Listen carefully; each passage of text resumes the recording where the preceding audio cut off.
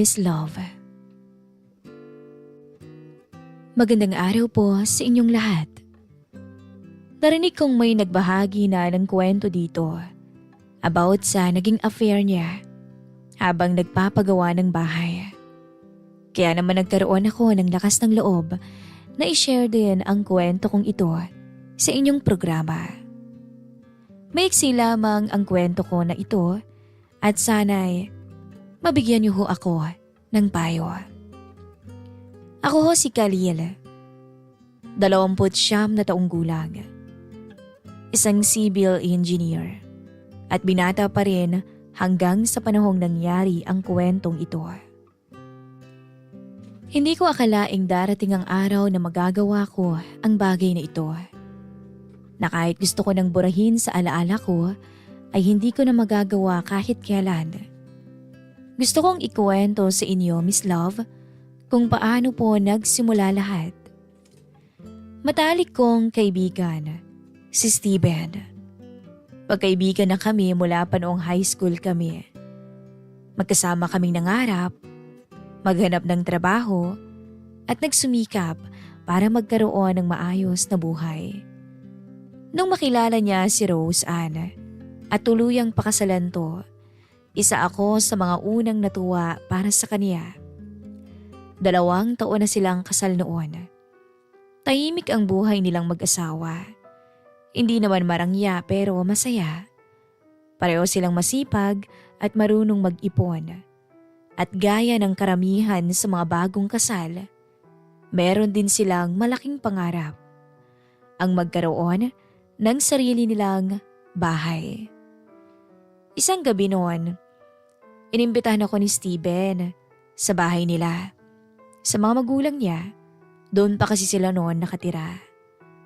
Pagkarating ko roon, agad kong napansin ang masaya o ang saya sa mukha nilang mag-asawa. May pinakita silang mga papel sa mesa, mga sketch, mga litrato, at mga idea para sa bahay na gusto nilang ipagawa.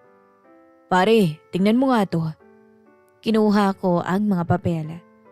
Habang tinitingnan ko ang plano, napansin kong medyo malaki ang bahay para sa kasalukuyan nilang budget. Hindi naman imposible, pero alam kong magiging mahirap. Kailan niyo ba balak simulan? Tanong ko. Nagkatinginan silang mag-asawa. Sa lalong madaling panahon sana eh. Napabuntong hininga ko. Baka gusto niyo pang dagdagan ng ipon niyo. Tahimik lang silang nakikinig. Bilang engineer, trabaho kong magsabi ng totoo. Ayoko namang mangyari na sa kalagitnaan ng proyekto ay maubusan naman sila ng pera. Pero matatag ang desisyon ni Steven. Kaya naman natin siguro pare. Total may sinasahod naman buwan-buwan. Napailing ako. O sige, ikaw bahala. Tumawa lang siya. Kaya nga ikaw ang kukunin kong engineer eh. Napangiti na lang ako. Alam kong kapag nakapagdesisyon na si Steven, mahirap na siyang pigilan. Makalipas ang ilang linggo, natuloy ang plano. Nagkaroon na rin ng malinaw na schedule. Ngunit may isang bagay na kailangan munang gawin si Steven. Kailangan niya muling bumalik sa abroad. Natapos na kasi ang bakasyon niya. Noong araw ng alis niya, sinadya niya akong puntahan. Nagkape kami sa isang maliit na tindahan malapit sa terminal. Paano pare? Ikaw nang bahala sa bahay. Tumango ako. Sisiguraduhin kong maayos ang pagkakagawa. Ako nang bahala. Ngumiti siya. Hindi lang sa bahay. Napataas ang kilay ko. Ha? Kay Rose Ann. Natawa ko. Parang napakalaki naman ang responsibilidad na binibigay mo sa akin. Na pati asawa mo babantayan ko. Seryoso nga ako pare. Tumikim siya. Mag-isa lang siya rito habang nasa abroad ako. Tumango ako. Alam kong hindi madali ang sitwasyon na yon. Bagamat maganda nga ang kita ni Steven sa ibang bansa, may kapalit naman yon. Malayo siya sa asawa niya. Malayo siya sa pamilya niya. Kaya niya na siguro yun, malaki na siya eh. Sabi ko. Natawa lang to. Ngunit halatang nag-aalala pa rin siya. Ilang oras matapos yun ay lumipad na siya palabas ng bansa. At doon na rin nagsimula ang proyekto. Unang linggo pa lang, puro paghahanda pa lamang ang ginagawa namin. Pagsukat ng lote, pagmamarka ng mga poste, pag-aayos ng mga permit. Hindi pa gaanong ramdam na may tinatayong bahay. Madalas akong nasa site mula umaga hanggang hapon. At doon, unti-unti kong mas nakilala si Rose Ann. Sa totoo lang, bago noon ay hindi naman kami gaanong nag-uusap. Kilala ko lang talaga siya bilang asawa ng kaibigan ko. Yun lang. Pero habang tumatagal ang proyekto, mas madalas kaming nagkakaroon ng pagkakataon na makapag-usap. Hindi naman tungkol sa personal na bagay. Kadalasan ay tungkol lang talaga sa bahay. Khalil, dito yung magiging kusina? Oo, Rose Ann. At dito naman ang dining area. Oo, tango ko. Ngumingiti siya tuwing pinapakita ko ang plano. Parang batang sabik makita ang regalo sa Pasko. At naiintindihan ko naman siya. Pinaghirapan nila ang bawat pisong gagastusin nila para sa bahay na iyon.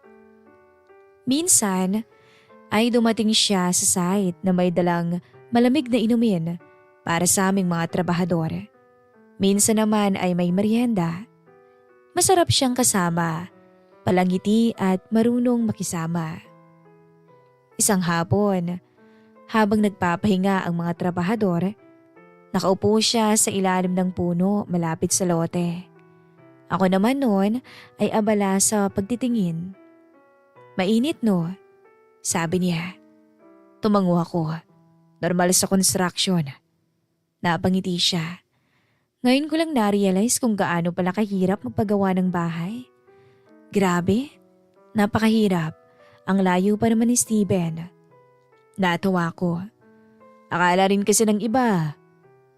Bayad lang ng bayad eh. Wala nang problema. Naku, sinabi mo pa. Napatingin siya sa bakanting lote pa. Pero sulit naman siguro Khalil kapag natapos na no? Tahimik akong tumango. Ramdam ko kung gaano siya kasaya sa pangarap nilang yun.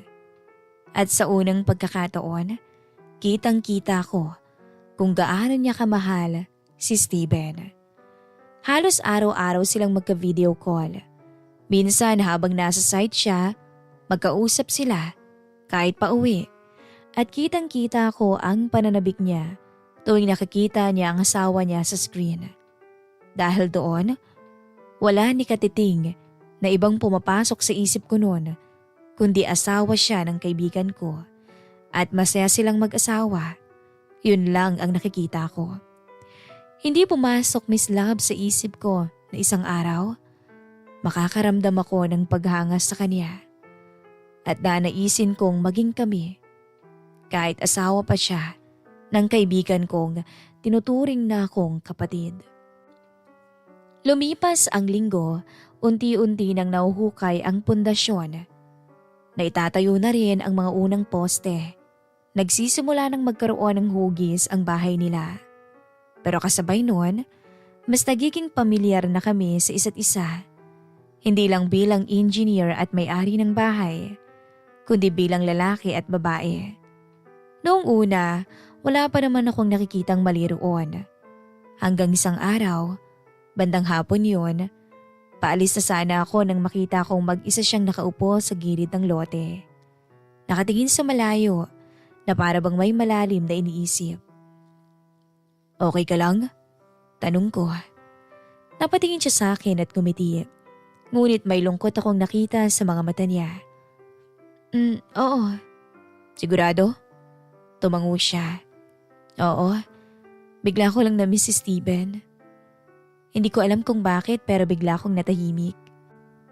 Kitang-kita ko sa kanya kung gaano siya nahihirapan habang naghihintay sa taong mahal niya habang nasa malayo to. At sa unang pagkakataon noon, Miss Love, naramdaman kong Gusto ko siyang pasayahin. Hindi lang bilang kaibigan ng asawa niya. Hindi ko alam na yun na pala ang magiging simula ng isang bagay na unti-unting magpapabago sa takbo ng buhay ko, sa nararamdaman ko dahil unti-unti akong umibig sa asawa ng kaibigan ko.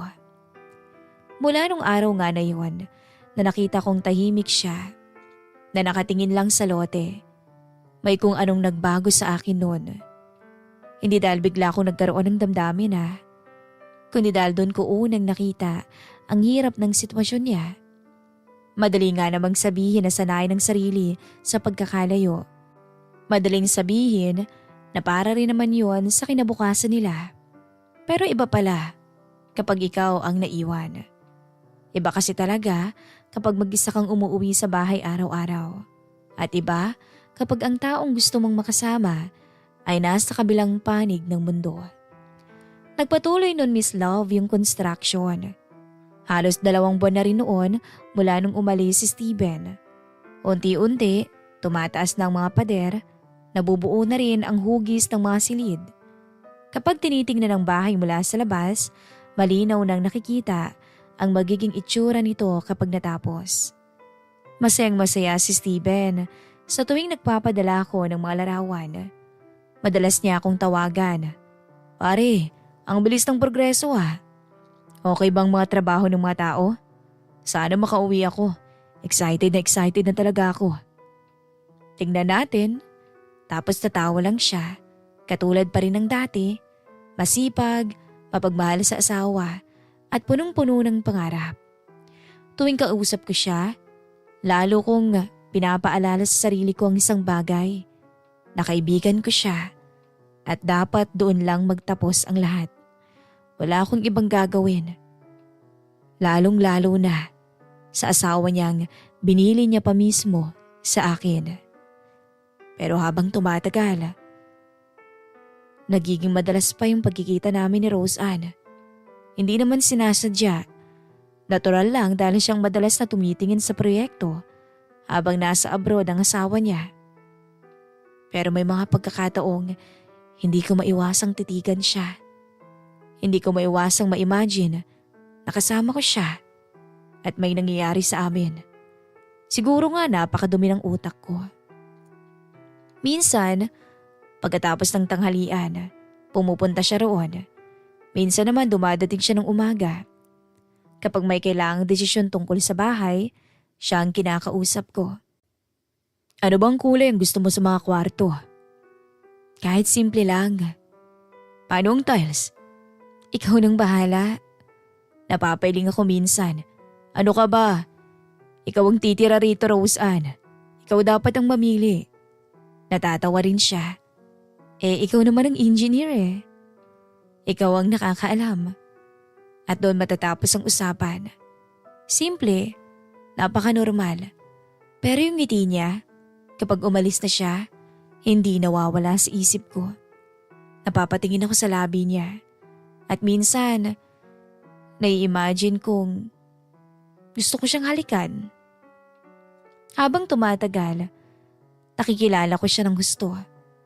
Nalalaman ko yung mga pangarap niya, nalaman ko yung mga pinagdaanan niya dati. At isang hapon nga, habang nagpapahinga ang mga trabahador, tinawag niya ako. "Khalil." Napalingon naman ako. "Bakit hindi ka pa nag-aasawa?" Tanong niya. Bigla akong natawa dahil sa bigla niyang naitanong yon out of nowhere. "Yan na naman ang tanong ng lahat," sabi ko. Curious lang naman ako Nabanggit kasi sa akin dati ni Steven na kahit girlfriend wala ka. Naggibit balikat ako. Well, siguro, hindi pa dumarating yung tamang tao. Napangiti siya. At yung ngiting yun na naman ang nakita ko. Ang ngiting hindi mawala-wala sa isip ko. Ang lalim naman nun. "Ikaw ba? Bakit ba si Steven ang pinili mo?" Natigilan siya sandali bago natawa. "Si Steven? Hindi ko alam eh. Siguro kasi siya yung tipo ng lalaking mataas ang pangarap. Tahimik akong nakinig. Tsaka mabait. Mapagmahal.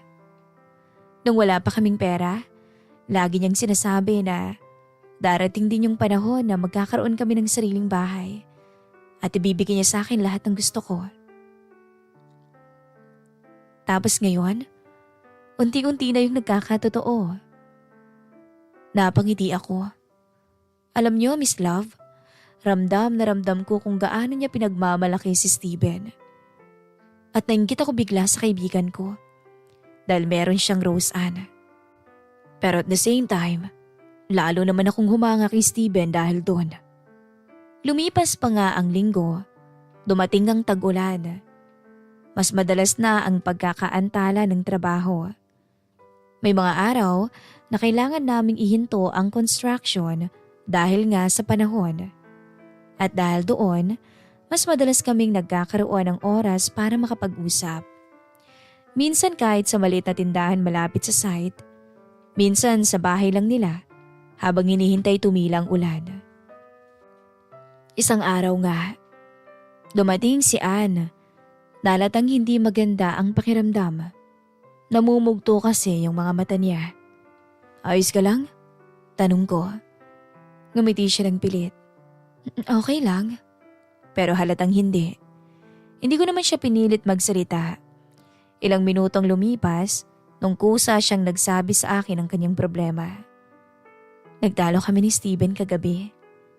Nagulat ako. Hindi yon karaniwan. Anong nangyari?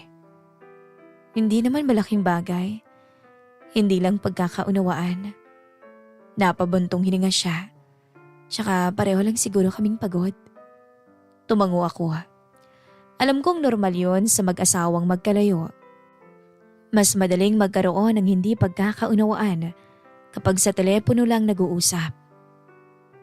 At nung malaman ko nga na magkaaway sila, parang gusto kong kunin ng chance na yon.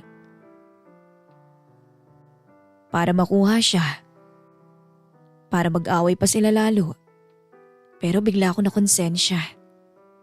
Ano ka ba? Lilipas din yan. Yun na lang ang naisagot ko. Ngumiti na lang siya ng bagya. Sana nga. Sa mga sumunod na araw, naging maayos din silang dalawa. Madalas ko ulit marinig yung tawanan nila sa video call. Natutuwa naman ako dahil doon. Pero nalulungkot din ako. Naiinggit ako. Dapat naman siguro na maging masaya ako, hindi ba? Dapat hindi ako makaramdam ng ganito. Pero isang bagay ang napapansin ko sa sarili ko. Kapag hindi ko na nakikita si Roseanne sa site, parang may kulang na sa araw ko. Kapag dumadating naman siya, sumasaya ako. Gumagaan ang pakiramdam ko. Nung una, hindi ko na yun binibigyan pa ng pansin. Baka kasi nasanay lang ako na nakikita ko siya doon palagi. Pero habang tumatagal, mas nahihirapan na akong lokohin ang sarili ko. Isang Sabado ng hapon, natapos ng maagang trabaho, paalis na sana ako nang marinig ko ang boses niya. Khalil, napalingon ako. Nakatayo siya sa loob ng magiging sala ng bahay. Halos tapos na ang mga pader noon. Nakakabit na rin ang karamihan sa mga bintana. Dito siguro kami magsi-celebrate kapag natapos na to. Napangiti siya habang pinapagmasdan ng paligid. Tama, diyan nga para mabinyagan din. Maraming salamat ha. Napakunot ang noo ko. Para saan? Dito. Umaling ako. Trabaho ko naman yan. Ano ka ba? Hindi lang yon. Tahimik siyang tumingin sa akin.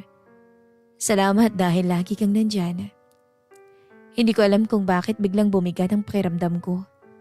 Simple lang naman ang sinabi niya, pero parang ibang naging dating nito sa akin. Agad akong umiwas ng tingin dahil sa unang pagkakataon, Miss Love, natakot ako sa direksyong tinatahak ng nararamdaman ko. Natatakot ako na baka kung anong magawa ko sa asawa ni Steven, na baka hindi ako makapagpigil, na baka magawa kong agawin siya. Noong gabing yun, matagal akong hindi nakatulog. Paulit-ulit kong iniisip ang mga nangyayari. Wala pa namang masama, wala naman kaming lihim. Wala kaming ginagawa na pwedeng ikagalit ni Steven. Pero alam ko sa sarili ko, sa akin, ako ang nagbago. At hindi ko dapat yun baliwalain. Dahil habang unti-unting nabubuo ang bahay na pinapangarap ng mag-asawa, may isa ring bagay na tahimik na nabubuo sa loob ko. Isang damdaming hindi ko hiniling. Isang damdaming hindi ko dapat hayaang lumalim. At sa kauna-unahang pagkakataon, nagsimula akong magtanong sa sarili ko kung hanggang kailan ko kaya kayang pigilan yon. Magandang araw po ulit sa inyong lahat, Miss Love. Kung umabot kayo sa bahaging to ng kwento ko, marahil ay niisip ninyo kung ano ang nangyari pagkatapos ng mga buwan na magkasama kami ni Rose Ann sa pagpapatayo ng bahay nila ni Steven. Sa totoo lang, yun din ang tanong na matagal ko nang tinakbuhan. Malapit nang matapos ang bahay nila noon. Halos kumpleto ng lahat. Nakabit ng mga ilaw, tapos na rin ang kisame.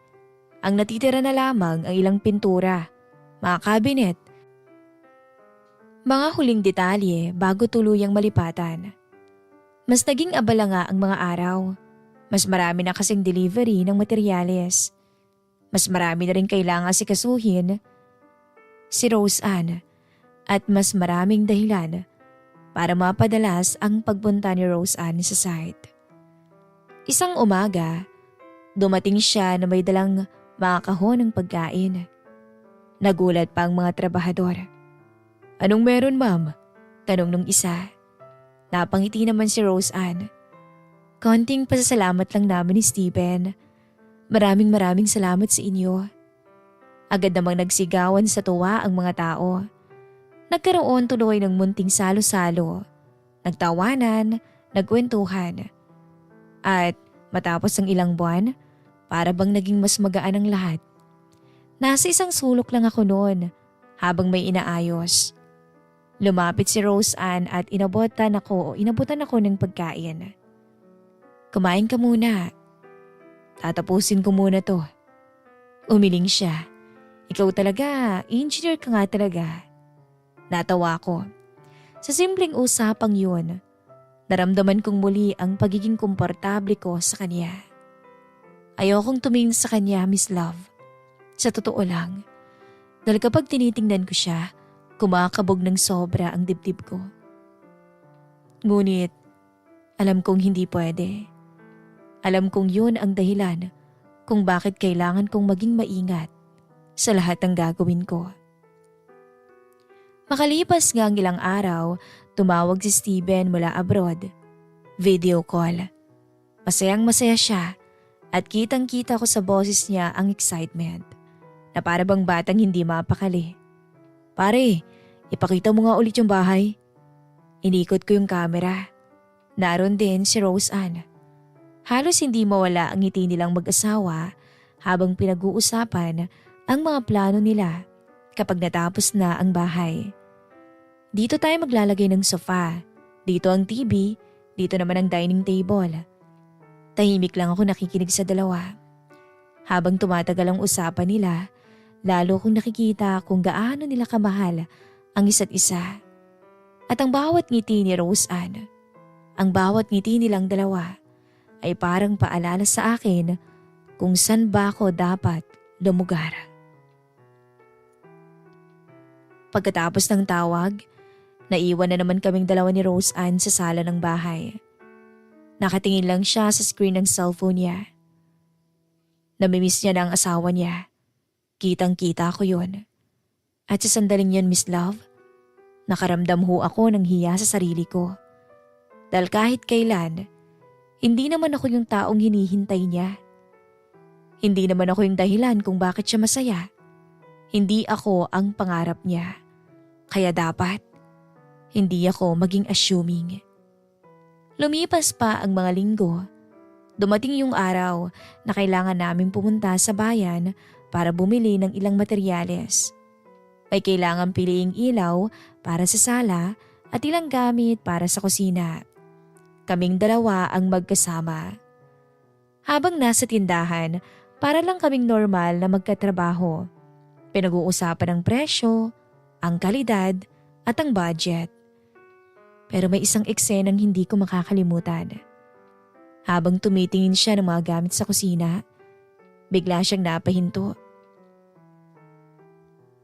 Nalaglag niya kasi yung wallet niya. At sakto namang pagyuko niya, nasa harapan niya ako. Hindi ko alam kung saan ko ibabaling yung tingin ko. At doon na ako nagkaroon ng mali siya sa kanya. Napapatingin ako sa binti niya kung gaano siya kaputi at sa mukha niya kung gaano siya kaganda. Gustong gusto kong batukan ang sarili ko noon. Gusto kong sabihin na asawa siya ng kaibigan mo. Tama na nga yung iniisip mo. Pero ang hirap. Hanggang sa napunta siya sa mga gamit sa kusina. May nakita siya dong maliit na frame. Kinuha niya yon at ngumiti. Ano yan? Tanong ko. Wala. Paglalagyan ng lang litrato. Tiningnan niya yung frame. Tamang-tama to sa picture namin nung kinasal kami. Hindi ko alam kung bakit. Parang may tumama nun sa akin. Bigla akong nagselos. Napakasimple lang naman ang sinabi niya. Pero parang punyal sa dibdib ko yun. At sapat iyon para maalala ko kung sino talaga ang laman ng puso at isip niya. Nung araw ding iyon, parang doon ako natauhan. Makalipas ang ilang araw, dumating sa site ang mga magulang ni Rose Ann. Gusto nilang makita ang bahay bago matapos. Masaya silang naglibot. Punong-puno ng papuri. Grabe, ang ganda. Pinaghirapan talaga ito ng mga bata. Habang pinagmamasdan ko silang nagkukwentuhan, bigla akong nakita ang mas malaking larawan. Hindi lang bahay ang binubuo rito. Pamilya, pangarap, kinabukasan na kung hindi ko pipigilan ang sarili ko, maaaring ikasira ko at ikasira nila. At kung sakaling tuluyang magkamali ako, hindi lang pagkahibigan ang masisira. Maraming tao ang masasaktan. Hindi ako nakatulog noon. Paulit-ulit kong iniisip ang lahat. Hanggang isang araw, nagkaroon ng maliit na selebrasyon sa site dahil halos tapos na yung proyekto. Nandun ang mga magulang ni Steven at nandun din ang mga magulang ni Rose Ann. Kompleto ang lahat. Hindi rin naman nagtagal, nagsiuwian na ang ilan. Hanggang sa kami na lang ni Ann, ang naiwang nakatayo sa balkonahe. Pinagmamasdan namin ang tanawin. Ang bilis ng panahon? Anya, napalingon ako sa kanya. Oo nga eh. Parang kailan lang pundasyon pa lang to. Tapos ngayon, tapos na. Tumango siya. Pagkatapos nun ay walang nagsalita. Tahimik ang paligid. At sa katahimikang yon, naramdaman ko ang kakaibang pakiramdam. Hindi dahil may ginagawa kaming masama, kundi dahil nakakaramdam ako ng init dahil magkadikit ang mga balat namin. Ako na ang unang nagsalita. Rose Ann, napatingin siya sa akin. Kapag nakauwi si Steven, siguradong matutuwa yun. Ngumiti siya. Oo nga eh. Siguradong sigurado yun. Tuwang-tuwa ang kaibigan mo. At doon ko ulit na-realize, hindi ako si Steven. Si Steven ang mahal niya. At hindi ako. At kahit ipagsiksikan ako ang sarili ko sa kanya, si Steven pa rin ang mahal niya. Makalipas ang ilang minuto, nagpaalam na ako. Hindi ko na hinayaang tumagal pa ang sandaling makasama ko siya. At sa mga sumunod na araw, sinadya kong bawasan ang pakikisalamuha ko sa kanya. Hindi dahil galit ako, hindi dahil may nangyari, kundi dahil ayokong dumating sa puntong may mangyaring hindi ka nais-nais. Ayokong sirain ang tiwalang binigay sa akin ng kaibigan ko. Ayokong maging dahilan ng sakit ng isang pamilya. Natapos ang bahay, Miss Love. Dumating yung araw na matagal nang hinihintay ng lahat. At habang tinitingnan ko ang natapos na proyekto, may isa akong tanong na hanggang ngayon ay hindi ko pa rin masagot-sagot. Kung kayo bang nasa kalagayan ko, ano bang gagawin ninyo? Tama bang umiwas ako habang maaga pa? Paano bang gagawin ko para maalis tong nararamdaman ko para kay Roseanne?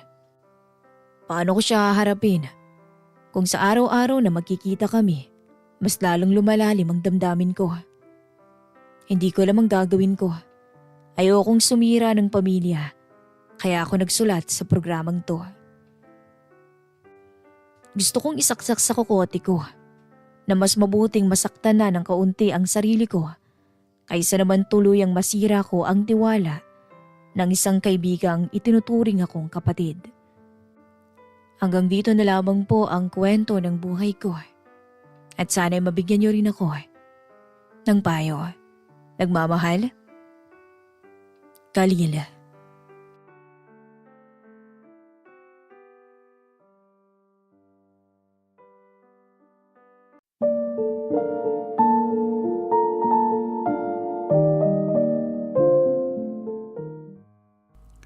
Bago ko umpisahang ikuwento sa inyo, ang karanasang nangyari sa akin 2 taon na ang nakakalipas, ay may mahalagang bagay muna sana akong itatanong sa inyong lahat.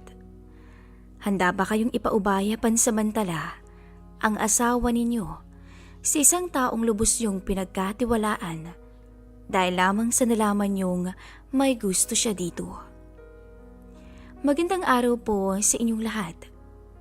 Ako nga po pala si Ben. Dati akong nagtatrabaho sa tahanan ng isang pamilya na itago na lang natin sa pangalang Velasquez bilang isang boy nila. 28 anyos na ako, matangkad at moreno. Simula nang mangyari yun, ay hanggang ngayon ay wala pa rin akong nagiging kasintahan. At sa kasalukuyan, ay nagbabakasakali ako ngayon na makapasa sa qualification bilang isang master electrician. Matagal ko na kasing pangarap yun, kung kaya naman pinagsikapan ko talagang makamtan to hanggang sa abot ng aking makakaya. Nagmula ako sa isang pamilyang kung tawagin nila ay isang kahig, isang tuka. Walang kakayanan ang mga magulang kong pag-aralin kaming magkakapatid. Kaya naman kami na mismo ang nagpasya sa aming mga sarili na subukang magtrabaho sa bahay ng mga mayayamang nakatira sa aming baryo para lamang makatapos kami ng pag-aaral. At sakto namang nangailangan ng lalaking makakatulong ang mag-asawang Velasquez, kung kaya't nabigyan nila ako ng pagkakataong makapasok. All around ang trabaho ko mula umaga hanggang hapon. Minsan nagiging hardinero, karpintero, tubero, mekaniko, electrician at kung ano-ano pa ako. Depende sa pangangailangan ng mga taong nakapalibot sa akin. Sulit din naman ang pagtatrabaho ko sa pamilya Velasquez. Dahil maliban sa may natatanggap pa rin akong sahod buwan-buwan, ay libre din ang tirahan. Maging ang mga pagkaing pinagsasaluhan namin ng mga kasamaan ko kapag oras na ng pahinga. Laking pasalamat ko nga at hindi naging madamot ang amo namin kung kaya't pinagbigyan nila akong makapag-ipon muna ng konting halaga bago tumuntong sa kolehiyo. Hanggang high school lang kasi ang natapos ko sa unang pinagkatrabuhan ko. Kaya naman halos 4 na taon din akong huminto sa pag-aaral habang naghahanap ng ibang trabaho. At ngayon, ilang buwan na lamang ay magtatapos na ako ng kolehiyo. Ramdam kong malapit ko nang makamtan ang pangarap na akala ko'y imposible kong makamit. Ben? Ganoon na lamang kabilis na natuon ang atensyon ko nang marinig ko ang malambing at malumanay na boses galing sa aking likuran. Madam Monica? Sabi ng isip ko dahil hindi ako pwedeng magkamali. Kabisadong-kabisado ko kasi ang boses ng amo kong babae. Dahil simula nung mag-umpisa akong magtrabaho sa kanilang pamilya, ay nagkaroon din ako ng malaking paghanga sa kanya. 35 na ang edad ni Ma'am Monica, habang si Sir Mark naman ay nasa 39 ang edad. Ang dalawang anak naman nila ay parehas pang nag-aaral. Kahit naman may dalawang anak na si Madam Monica, ay hindi siya losyang tingnan katulad ng iba. Nanatiling maganda ang itsura nito, balingkinitan at maamo ang muka. Walang kaarte-arte sa katawan, palabiro at malambing din. Bonus na nga lang talaga ang kaseksya nito at kagandahan. Medyo magkahawig din silang dalawa ni Ellen Adarna, magmula sa kutis hanggang sa tangkad. Kung tutuusin, sa tinagal-tagal kong nananaginip sa kanya ng gising, ay kabisadong-kabisado ko na lahat tungkol dito. Maging ang mamahalin na pabango niya ngayon na nanunuot sa aking ilong. Hindi ako maaaring magkamali ng hula. Nasisiguro kong may kailangan itong ipagawa sa akin. Kailangan niyo po ako, ma'am? Tanong ko habang nakangiti. Kapag ganitong Sabado at Linggo kasi, ay sinusulit ko ang pagtatrabaho mula umaga hanggang hapon. Dahil sa gabi naman ay abala ko sa mga gawain ko sa eskwelahan. Binabalanse ko kasi talagang mabuti ang oras ko. Nang sa ganun ay wala akong makaligtaan. May tinatapos ka pa ba? Magpapatulong sanang sir mo sa garahe eh. Mabilis naman akong tumango bilang sagot kay Madam Monica. Tsaka inayos ang mga nagkalat kong mga gamit. Kakatapos ko lang kasing ayusin ang nasirang gripo sa likod, kaya naman medyo makalat pa sa kinaroroonan ko. Susunod na lang po ako, madam. Ililigpit ko lang saglit ang mga to.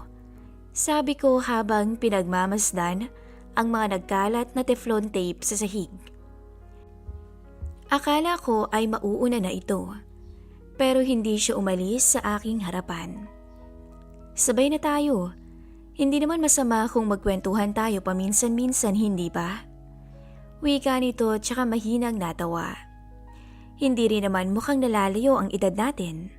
Alam mo naman ako. Feeling at looking young as always. Pagbibiro pa nito. Maging ako ay napangiti na rin dahil sa sinabi niya. Ano po bang latest na balita, madam? Tanong ko sa kanya. Lihim akong napasulyap sa kanya at ngayon ko lamang napansin na nakapantulog pa pala ito. Masyado iyong manipis. Kaya naman habang naglalakad siya sa harapan ko, mabilis na sinasayaban o sinasabayan ng hangin ang mga galaw nito. Aninog tuloy ang makurba niyang figura. Nagmukha tuloy siyang artistang naglalakad sa harapan ko. Siya nga pala, may bonus daw na ibibigay ang sir mo pagkatapos. Hindi niya lang nabanggit sa akin kung ano. Nagtatakang sabi nito. Nagulat naman ako. Hindi ko yun inaasahan na sasabihin ni madam kung kaya't kusa akong napaisip. Hindi pa naman Pasko. Ang aga naman ho yatang magbibigay ni sir ng bonus. Sabi ko. Siya naman ang natawa, tsaka mabilis na lumingon sa akin. Kung alam mo lang, Ben, humirit nga ako kung may bonus din ako eh. Sinabihan ba naman akong maligo muna para makapagbigay daw siya ng bonus? Baka naman baby number 3 ang bonus sa inyo ni Sir Ma'am, sabi ko. Sus, hindi na nga matibay ang tuhod. Baby number 3 pa. Aba, mahirap yata yun, sagot nito. Muntik na akong matawa sa mga kalokohan ni Madam, pero hindi ko tinuloy nang mapansing narating na namin ang kinaroroonan ng asawa nito. Baka mamaya may sabihin pa itong mas malala at magbago na naman ang timpla ni Sir. O siya, maiwan na nga kita, Ben. May gagawin pa pala ako sa taas.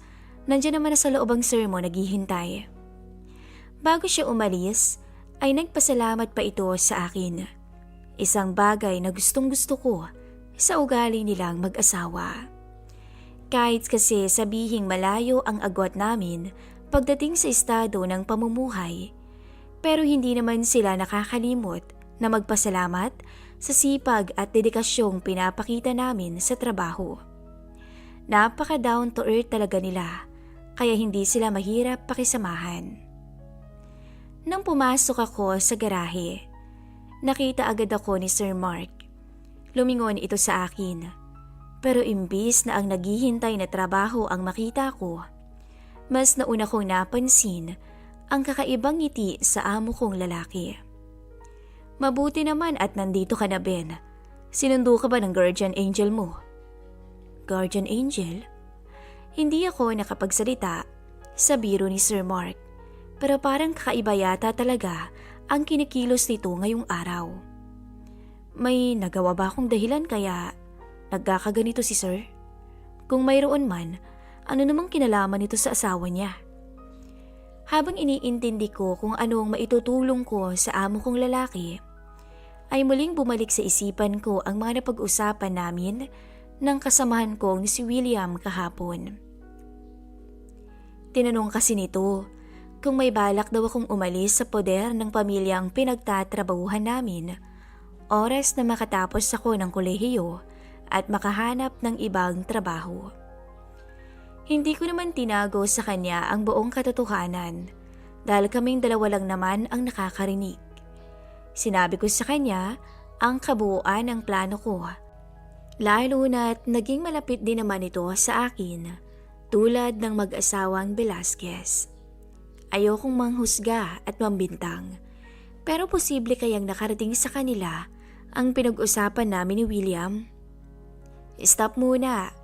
Magmerienda na muna kayong dalawa. Para akong bumalik sa realidad matapos kong marinig ang malakas na boses ni Madam. Masyado kasi akong nakapokus sa inaayos naming sasakyan, maging sa kanina pa tumatakbo sa isipan ko. Buong akala ko magagawa kong bumalik sa normal, pero sadya namang nahirapan ako habang naglalakad kami ni Sir papunta sa kinaroroonan ng misis nito. Literal kasi akong natulala nang masilayan ang ayos ni Madam Monica.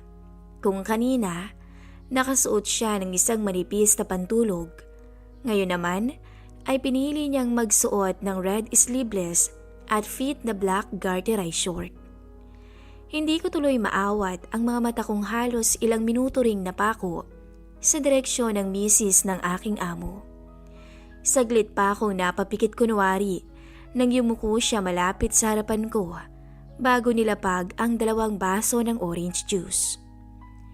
Kaya pala nagpabili ka ng isang tray ng itlog dahil dito sa custard cake. Narinig ko ang usapan nilang mag-asawa pero hindi ako umiimik hanggang sa yayain akong magmerienda ni Sir. Para tuloy akong nahimasmasan ng wala sa oras. Aminado naman akong nahuli nito akong nakatingin sa misis niya. Maganda at sexy pa rin naman ang madam mo, hindi ba? Parang hindi siya tumatanda. Anito nang makalayo na sa amin ang misis niya, hawak ang dala nitong food tray kanina. Gustuin ko magsagutin siya pero hindi ko ginawa. Hindi ako pwedeng mabuko kung kailan nagawa kong maitago ng matagal na panahon ang paghangang mayroon ako sa kanyang misis. Tahimik na lamang tuloy akong nagmerienda kahit ramdam kong inaabangan pa rin ni Sir Mark ang magiging reaksyon ko. Siyempre, ginawa ko ang lahat ng makakaya ko para baliwalain nito ang nakita niya. Pero sa hindi inaasahang pagkakataon, ay tuluyan akong nabigla sa kinauupuan ko nang muli itong magsalita. Gusto mo bang makatabi minsan si Madam Monica mo sa kwarto bago ang graduation mo, Ben? Mabilis akong napalingon kay Sir dahil muntikan nang mapugto ang hininga ko sa sinabi nito. Hindi naman siguro masamang tuparin natin ang pangarap mo bago ka umalis sa bahay namin, hindi ba? Dagdag pa nito. Ay, Sir, magpapaliwanag po ako. Mabilis siyang umiling para tanggihan ang kagustuhan kong magpaliwanag. pero wala namang bahid ng galit o pagtatampo ang mukha niya. Bagkus nga nakangiti pa nga to sa akin. Narinig ko naman ang sinabi mong bibisitahin mo pa rin kami ng Ma'am Monica mo bilang pasasalamat sa lahat ng mga naitulong namin sa'yo. Alam ko rin namang hindi mo kami kakalimutan, Ben, hindi ba? Mabuti kang tao at napamahal ka na rin sa amin. Napabuntong hininga ko dahil ayokong mag-isip ito ng masama tungkol sa akin. Humahanap lang po ko ng timing para masabi ko sa inyo ni Ma'am ang balak ko, sir. Wala po akong balak na gulatin kayo o umalis nang walang paalam dito. Paliwanag ko. Alam kong narinig niya ako, pero maingat pa rin tong humakbang papalapit sa kinaroroonan ko, tsaka mahina akong tinapik sa balikat. Kaya nga bibigyan kita ng bonus bago ka umalis. Pagpaplanuhan nating mabuti para hindi malaman ng misis ko, ayos ba? Nakangisi niyang sabi. Pero sir, kinakabahan kong sabi habang nakatitig ng mabuti sa kanya. Hindi pa man namin nagagawa ang sinasabi nitong plano, pero abot na hanggang talampakan ang kabang nararamdaman ko. Ilang ulit ko pang sinabi sa kanyang wala akong balak patulan ang amo kong babae, na hanggang panaginip at imahinasyon lamang ang mayroon ako para rito, ngunit ayaw niyang makinig. Huwag kang mag-alala, Ben. Akong bahala sa'yo. Kailan pa ba ako gumawa ng desisyon na makakasama sa mga tauhan ko? Makahulugan itong sambit kahit nagpatuloy na kaming dalawa sa pag-aayos ng sasakyan nito. Iskuro na ang hawak ko pero iba pa rin ang tumatakbo sa isipan niya. Hindi lang din naman yun ang bonus na matatanggap mo mula sa amin. Ibibigay ko rin ang dapat na matatanggap mo sa darating na Pasko para may magagamit kang pang-umpisa. Masaya na akong makita ang nagawa mong maabot lahat ng pangarap mo sa buhay, Ben. Itinuring na kitang bunso kong kapatid. Napangiti ako sa sinabing yun ni Sir. Hindi ko lang alam kung magagawa kong masuklian ang lahat ng mga kabutihang ibinigay niyong mag-asawa sa akin, Sir. Maraming salamat po. Matiim lamang nito akong tiningnan tsaka tumango. Basta ba pasayahin mo lang ang misis ko sa gabing ipapahiram ko siya sa'yo at magawa mo sanang tugunan ang pangangailangan niya, bayad ka na sa akin. Doon siniwalat ni Sir na nagkaroon pala siya ng problema sa kalusugan na nakaapekto sa kanya, kaya't nawalan ito pansamantala ng kakayahan para tugunan ang pangangailangan ng misis niya pagdating sa kama. Ang mga salitang yun ang dahilan kung bakit napagkasunduan naming gawin ang plano nito. Sa mismong gabi, pagkatapos ng munting selebrasyon ng aking graduation. Nakakasigurado daw kasi siyang walang ibang makakaalam nun, lalo na't balak nitong magpabaha ng mga inuman at malaking salo-salo sa graduation na pwede na rin daw naming ituring na farewell party para sa akin. Wala namang mapagsidlan ang pasasalamat ko sa suportang binigay nito sa akin hanggang sa dumating na ang araw na pinakahihintay namin. Pawis at hingal kong tinanggap ang sobrang naglalaman ng bonus ko matapos kong lumabas sa kwarto nilang mag-asawa. Ni minsan kasi, hindi dumako sa isipan kong magagawa ko ang mga bagay na yon sa piling ng amo kong babae. Hindi ko natuloy binanggit kay Sir na kahit sobrang nalasing ang misis niya, ay nagawa pa rin itong tumugon sa bawat pagpapakasasa ko. Mahigpit pa rin itong yumakap sa akin sa madilim na kwarto nilang mag-asawa at ang suot namin ay unti-unting tumilapon sa may sahig. Kaya walang telang humarang sa bawat paglapat ng aming kutis na labis kong kinabaliw. Wala itong kaalam-alam na ang lalaking gumawa sa kanya ng mga halik at haplos ay hindi ang asawa niya, kung hindi ang katiwala nilang boy. Doon, una kong narating ang alapaap. Si Madam Monica ang naging una kong karanasan. Aminado kong isa ko sa pinakaswerteng lalaki ng gabing yun. Sabihin bang nagawa kong iwan ang pamilya Velasquez matapos kong makapagtapos ng kolehiyo, ay hindi nawala ang matatamis na mga alaalang mayroon ako sa 5 taon kong pagtatrabaho sa kanila. Habang buhay kong tatanawing utang na loob ang kabutihang pinaramdam ng mga ito sa akin. Maging ang unang karanasan ko sa piling ng amo kong babae ng gabing yun ay hinding-hindi ko makakalimutan. Huli na rin kasi nang malaman kong matagal na palang napansin ni Sir Mark na may lihim akong paghanga sa misis niya. Pero binaliwala lamang nito dahil malaki raw ang tiwala niya sa akin. Nagawa ko naman daw kontrolin ang sarili ko kahit sadyang mapagbiro at kwelang kasama ang misis niya ay hindi ko sinamantala ang pagkakataon para magpadala sa tukso at iputan siya sa ulo. Kung kaya naman, nararapat lang daw akong bigyan ng bonus. Hanggang sa muli mga kaibigan, sana ay nag-enjoy kayo sa karanasan kong binahagi sa inyo. Ewan ko ba sa inaanak niyo, Ninong? Masyadong busy sa trabaho, di wala ng oras para sa akin. Daig pa niyang may 10 anak kong magtrabaho. Ay naku, ganyan talaga yung batang yan noon pa. Pero kung ako lang si Marlo, baka nga 10 ng anak natin. Kayo ho talaga? Mapagbiro kayong masyado. Aba, nagsasabi lang ako ng totoo, iha. Swerte nga ni Marlo sa'yo. Abay, napaka-sexy mo pala. Salamat ho sa papuri, pero parang di naman nakikita yan ni Marlo eh. Buti pa nga kayo. Nakikita ninyo. Huwag mong sayangin ang sarili mo, iha. Marami diyang iba. Kung hindi ka nakikita ng asawa mo, pas ako, sobrang na-appreciate ko ang kagandahan mo. Muli na namang nagbabalik ang inyong narrator, Miss Mizzy. Tara na tunghayan natin ang bagong story na ibabahagi namin sa inyo. Bago po tayo mag-umpisa, please support our channel, i-like at i-subscribe na. Magandang araw po sa inyong lahat. Itago niyo na lamang po ako sa pangalang Rachel.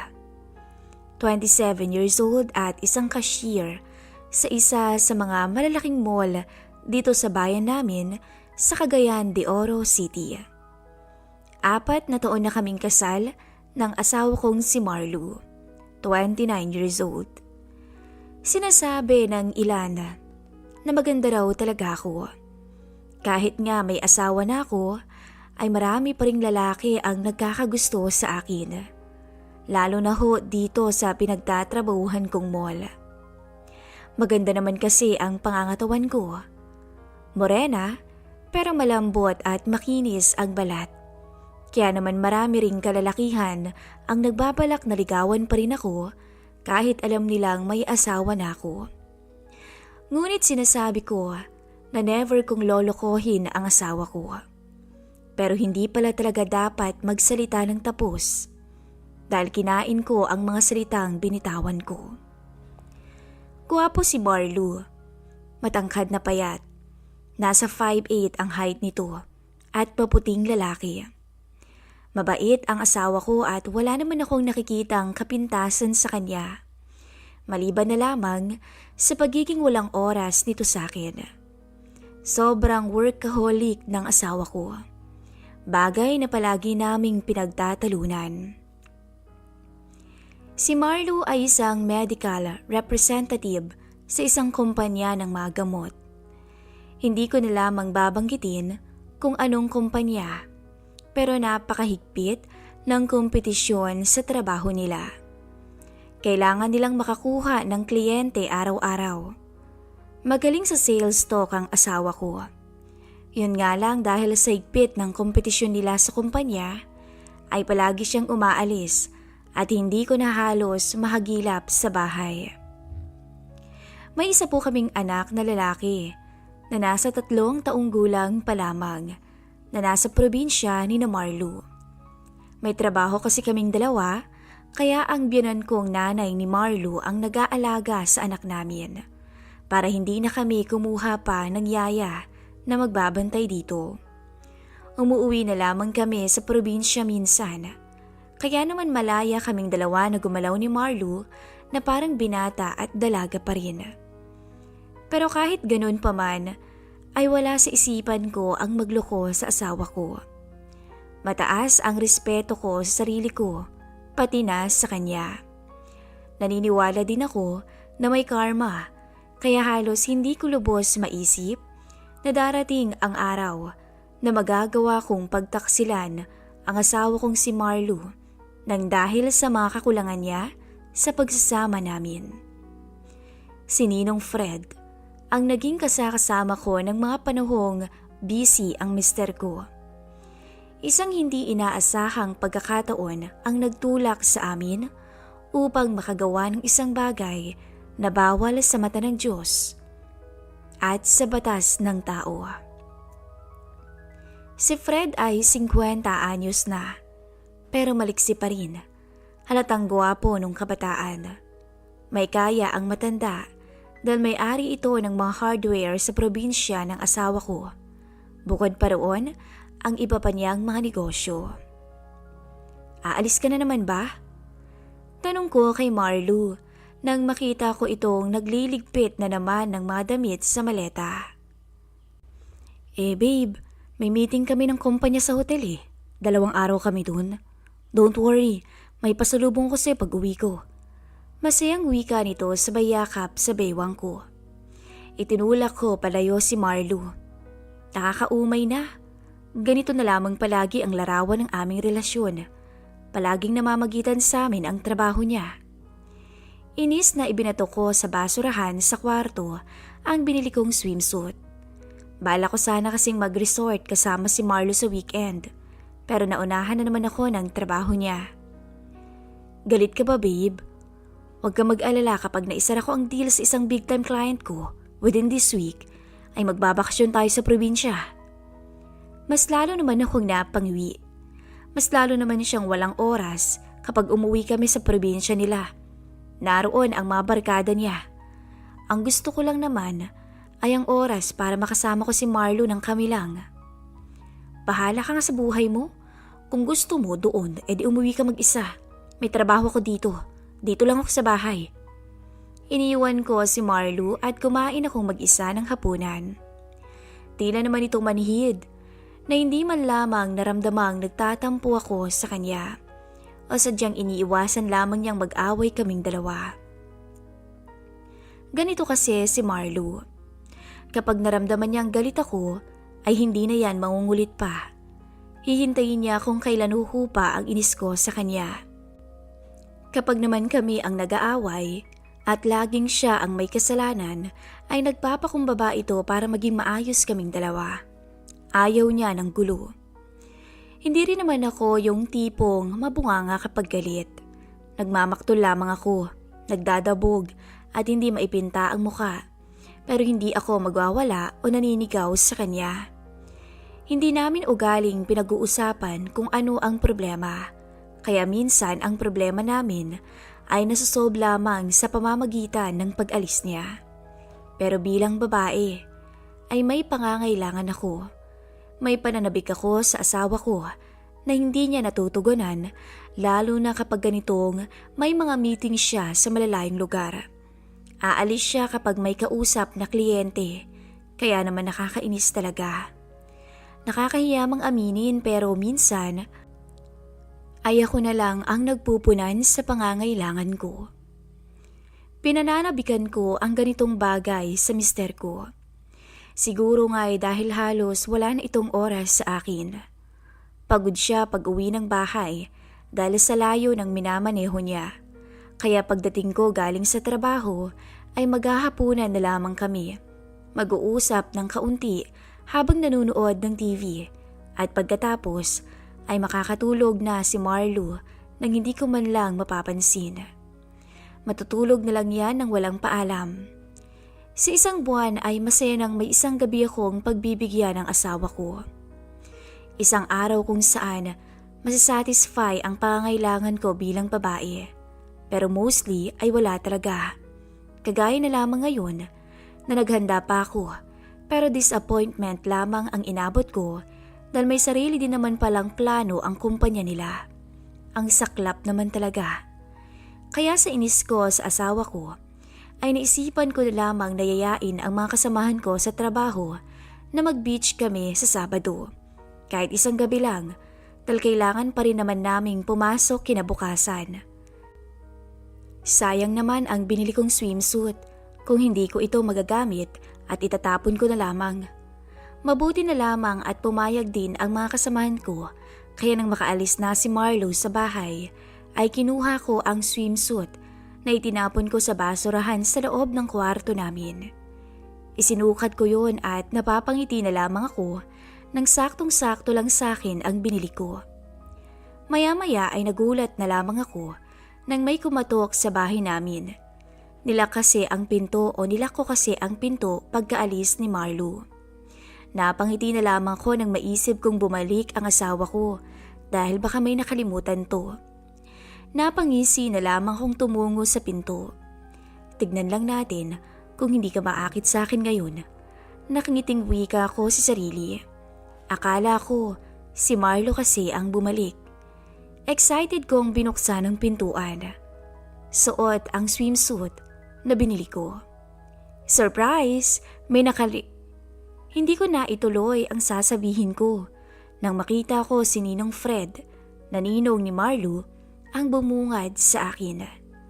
Nanlaki naman ang mga mata ng matanda na nakatitig sa akin. Bagay sa iyong suot mo, iha. Napakaganda mo. Alanganin na lamang akong napangiti nang isinara ni Ninong Fred ang pintuan. Nataranta akong napatakbo sa loob ng silid naming mag-asawa para magbihis ng maayos na damit. Isang simpleng t-shirt at short na pambahay ang sinuot ko. Pagkatapos ay lumabas na ako ng kwarto para kausapin ang matanda. Nagtataka ako kung ano bang ginagawa niya dito sa bahay namin ni Marlo. Si Ninong Fred ay ninong ni Marlo. Byudo na ito, matagal na. Medyo may edad na pero walang kupas sa kakisikan. Maskulado ang pangangatawan. Kung titignan ay nasa edad 45 pa lamang to. Gwapo talaga si Ninong Fred, kaya hindi maipagkakaila na habulin pa rin to ng chicks kahit medyo may edad na. Naparito ho kayo, may kailangan po ba kayo? Tanong ko. Wala naman, gusto ko lang sanang bisitahin kayo mag-asawa.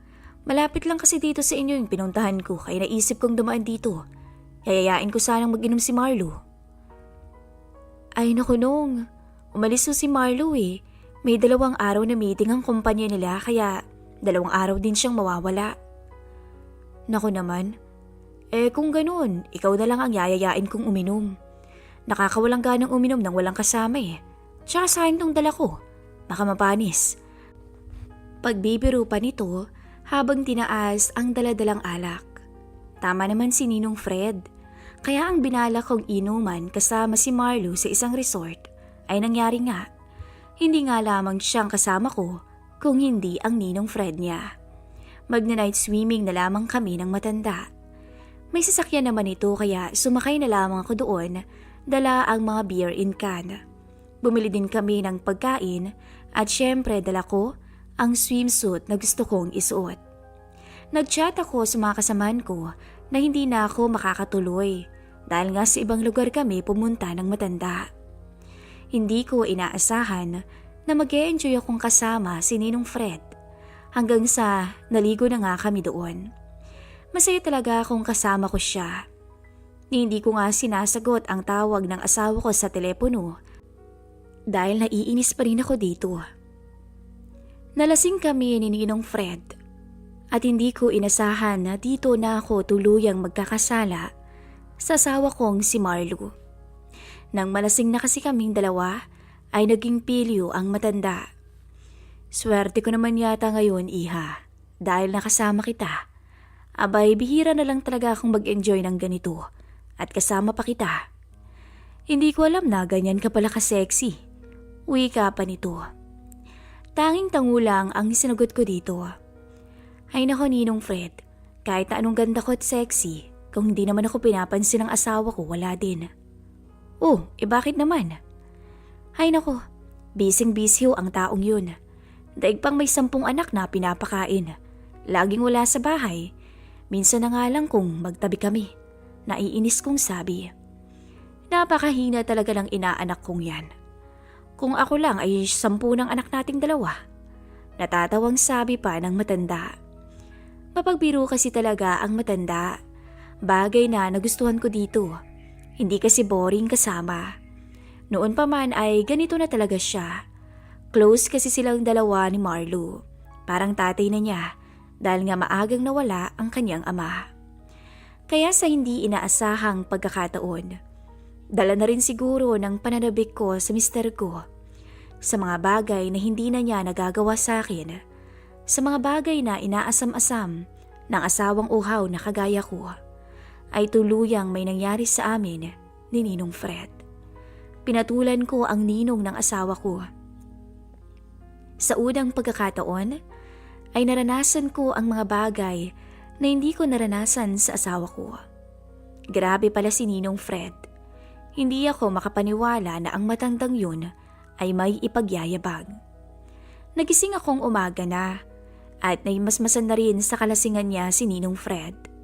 Ako ang nahihiya sa nangyari, subalit parang wala na lamang yun sa matanda. Mas naging sweet sa akin to at ayaw niya kung o ayaw na niyang tawagin ko siyang Ninong kung hindi sa pangalan niya na lamang kapag kaming 2 na lang. Natatakot ako. Nakukonsensya at naaawa kay Marlo dahil sa nagawa ko. Pero si Fred ay tila tukso na laging pinapaalala sa akin ang gabing minsan naming pinagsaluhan. Palagi niya akong chinachat sa messenger at minsan ay niyayaya pa rin niya akong mag-beach. Kahit na noong nakabalik na si Marlo sa bahay, ay palagi pa rin nagchat sa akin si Fred. Minsan nga ay bigla na lamang tong sumusulpot sa bahay namin.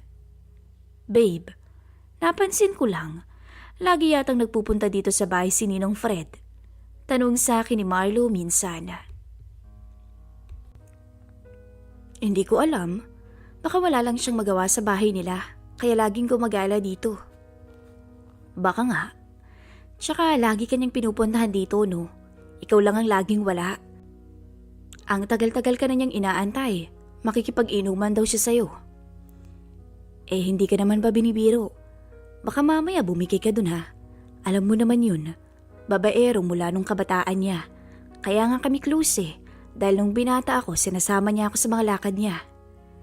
Dito na ako biglang kinabahan. Paano nga ba kung malaman na lamang ni Marlo ang tungkol sa relasyon namin ng matanda? Kaya naman gusto kong kausapin si Ninong Fred ng araw na yun. Hindi ako pumasok sa trabaho.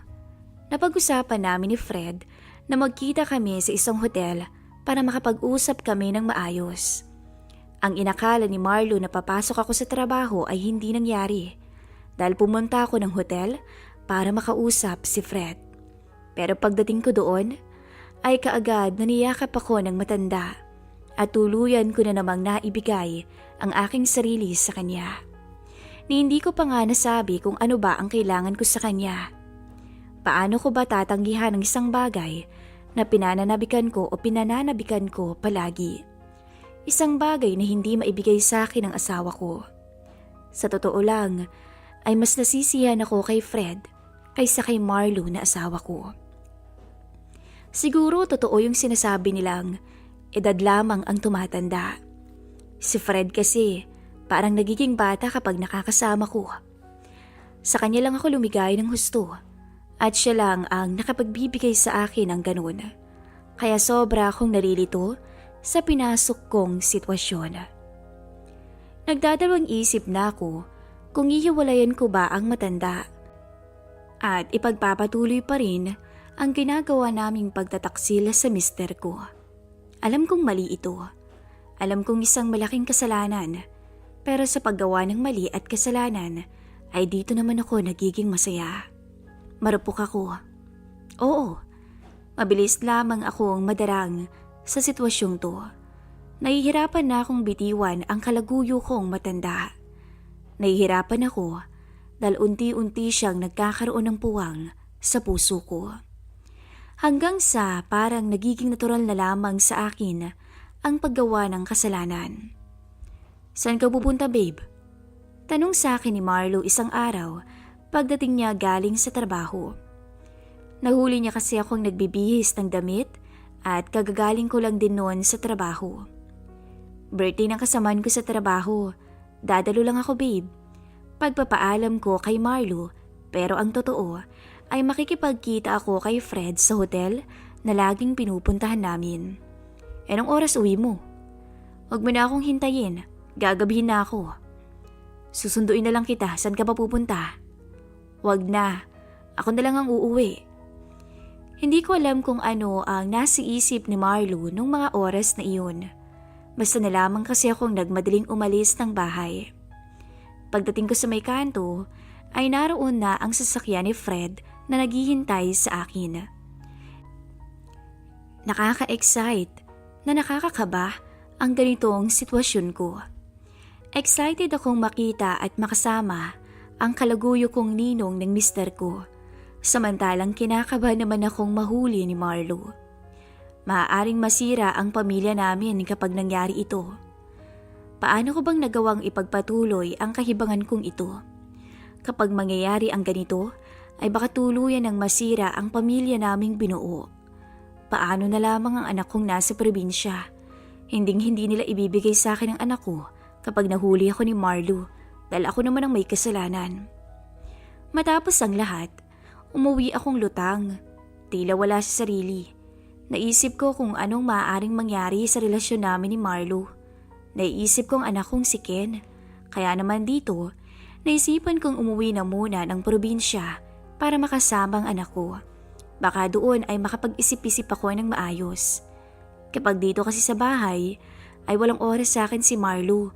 Kaya wala din kaming oras para makapag-usap ng maayos. Uuwi muna ako ng probinsya. Namimiss ko na si Ken eh. Bungad ko kay Marlo. Napangiti na lamang ang asawa ko sa sinabi ko. "O sige, uuwi tayo sa Sabado. Magpo-file na lang ako ng 1 linggong leave, okay?" "Talaga? O sige, magpapaalam din ako sa head namin." Sagot ko naman na masayang masaya at nagpaalam nga ako sa head namin sa mall na maglilib ako ng 1 linggo. Okay na ang plano namin ni Marlo na umuwi ng araw na yun. Sobrang excited ako dahil sa wakas ay magkakasama kami. Nakapaghanda na rin ako ng mga gamit ko. Kinahaponan ng Biyernes ay nagulat na lamang ako matapos akong tawagan ni Marlo na hindi raw kami matutuloy. May event daw sa kumpanya nila at kailangan daw siya doon. Humingi ng tawad sa akin ang asawa ko. Mauna na lang daw ako sa probinsya at susunod na lamang daw siya. Sa sobrang inis ko, kaagad kong tinawagan si Ninong Fred at niyaya akong magbakasyon ng 1 linggo. Mas lalo lamang nadadagdagan ang pagtatampo ko sa asawa ko ng mga oras na iyon. Talaga namang hindi ako ang priority dahil mas mahalaga talaga sa kanya ang trabaho niya sa kumpanya kaysa sa aming pamilya niya. Inis na inis akong dinalang maleta ko at nakipagkita sa matanda. 1 linggo kami sa resort ni Fred at 1 linggo din akong walang komunikasyon kay Marlo. Sinadya kong patayin ang telepono ko para hindi ko siya makausap. Ayoko siyang kausap. Basta masaya ako ngayon na kasama kong matandang ninong niya. Sa piling ng matanda ay masaya ako. Naibibigay niya sa akin ang lahat ng pangangailangan ko na hindi na ibibigay ng mister ko. Hindi ko na siguro magawa pang bumitaw kay Fred. Bahala na lang siguro kung ano bang mangyayari sa relasyon namin ni Marlo kung sakaling malaman niya to. Umuwi akong wala sa bahay si Marlo at doon ay pinahinga ko ang aking katawang lupa na sobrang pagod sa biyahe. Maya-maya, nagising na lamang ako sa pagkakatulog nang marinig ko ang pagbabasag ng bote sa sala. Doon ko nakita si Marlo na nakauwi na pala at lasing. Hindi ko na lamang pinansin, ngunit nagulat ako nang sigawan niya ako. "Mabutit nakauwi ka na pala." Natigilan ako dahil sa unang pagkakataon ay nasigawan ako ng asawa ko. "Ano bang problema mo ha?" Sigaw ko rin sa kanya. "Ikaw ang problema ko, Rachel." Akala mo ba hindi ko alam na 1 linggo kayong magkasama ni Ninong Fred? Bulyaw nito sa akin. Para akong binuhusan ng malamig na tubig sa katawan ko. Dahil ito ang bagay na pinakaayaw ko sanang mangyari. Ano bang pinagsasabi mo ha? Ngunit iniabot niya sa akin ang telepono niya. Puno ng mga larawan namin ni Fred ang naroon sa gallery niya. Matagal mo na pala akong niloloko ha, Rachel? Bakit si Ninong Fred pa? Sa dinami-dami ng lalaki sa mundo, bakit ang ninong ko pa? Sandali akong hindi nakahuma. Sa unang pagkakataon ay nakita ko ang asawa ko na umiyak at laylay ang balikat. Tila ito natalo sa sugal ng napakalaking halaga. Hindi ko alam kung papaano ko ipapaliwanag sa kanya na ang pagkukulang niya sa akin ang siyang naging dahilan kung bakit ko nagawang pumatol sa matandang yun. Iniwan ako ni Marlo. Hindi na ako kinausap pa matapos kong sabihin sa kanya ang tungkol sa dahilan at rason ko kung bakit ko yun nagawa sa kanya. Umuwi siya ng probinsya nila at hindi na bumalik dito sa bahay namin. Wala na rin kaming komunikasyon matapos niya akong i-block sa messenger. Hindi ko na rin makontak ang telepono niya pero nagpatuloy pa rin ang kahibangan namin ni Fred. Hindi ko magawang umuwi sa probinsya ng asawa ko. Wala na kasi akong mukhang maiyaharap sa biyanan ko. Hindi ko rin alam kung sinabi ba ni Marlo sa biyanan ko at sa anak ko ang tungkol sa kalokohan ko. Pero kapag kinakausap ko sa video call si Ken, ay tila wala naman itong alam sa ginawa ko, pati na rin ang biyanan ko. Hindi ko alam kung may paraan pa ba para magkaayos kami ng asawa kong si Marlo. Pero kung tuluyan niya na akong iiwan, ay wala na akong magagawa pa. Dahil in the first place, alam kong ako ang nagtaksil sa kanya. Kahit man sabihin natin na may pagkukulang din siya sa akin. Hanggang dito na lamang po ang aking istorya. At maraming salamat po sa pagbibigay niyo ng oras sa kwento kong ito. Nagmamahal, Rachel, ang babaeng napakarupok.